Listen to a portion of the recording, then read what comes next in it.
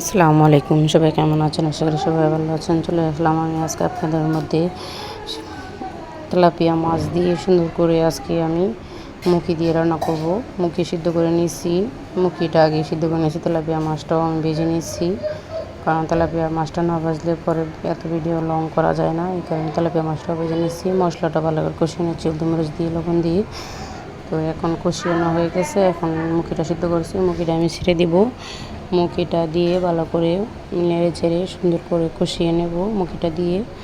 দেখুন, আমি আজকে তেলাপিয়া মাছ দিয়ে মুখি দিয়ে রান্না করব, এই জন্য তেলাপিয়া মাছ মুখি সিদ্ধ করে নিছি, তেলাপিয়া মাছ ভেজে নিছি। লং ভিডিও, পুরো ভিডিও তো ছাড়া যাবে না, এই কারণে কেটে ভিডিওটা করলাম। তো ভালো লাগলে বেশি আমার পাশে থাকবেন, আমার ভিডিওটা সবাই দেখবেন।